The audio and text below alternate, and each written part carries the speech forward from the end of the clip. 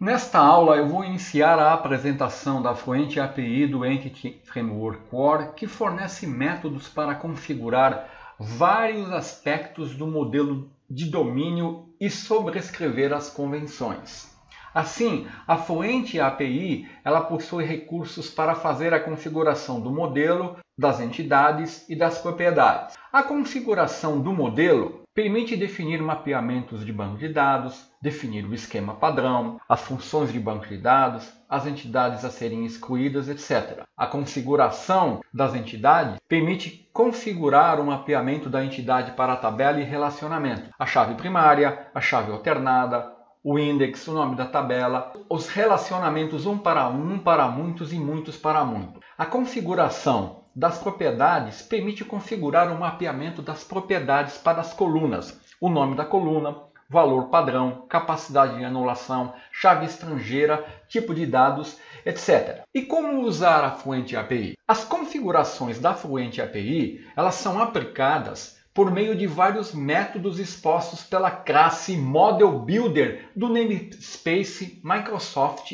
Entity Framework Core. Nós usamos o método onModelCreating da classe DBContest para definir os métodos expostos pela instância do Model Builder usando a Fluent API. Assim, quando nós definimos a classe de contexto que herda de DBContest, nós definimos os DBSets, definimos o código usado no método onConfiguring e sobrescrevendo o método onModelCreate e usando a instância de Model Builder, que é passado no método com o parâmetro, nós definimos as configurações usando o Fluent API. Esse método ele vai ser chamado quando o seu contexto for criado pela primeira vez para construir o modelo e os mapeamentos na memória. O termo Fluent API ele refere-se a um padrão de programação no qual as chamadas de método são encadeadas em conjunto com o resultado final, gerando assim um código mais sucinto e mais legível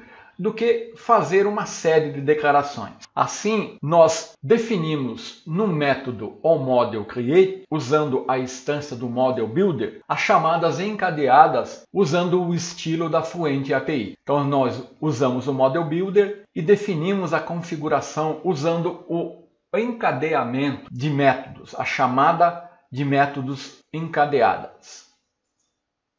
Essa é a forma mais utilizada, mas existe uma outra alternativa. Nós podemos separar as configurações em arquivos individuais por entidade, especialmente quando o modelo de domínio for muito grande ou quando ele exige muita configuração. Neste caso, nós criamos uma classe de configuração que implementa a interface IDentityTypeConfiguration, passando o tipo da entidade. Então, nós criamos uma classe que herda dessa interface, essa é a nossa classe de configuração, passando o nosso tipo. A seguir, nós adicionamos a configuração via Fluent API ao método configure. Feito isso, nós aplicamos esta configuração no método onModelCreating da nossa classe de contexto, usando o método applyConfiguration. Então, nós definimos aqui a classe de configuração que herda da interface IDentityTypeConfiguration. No método configure,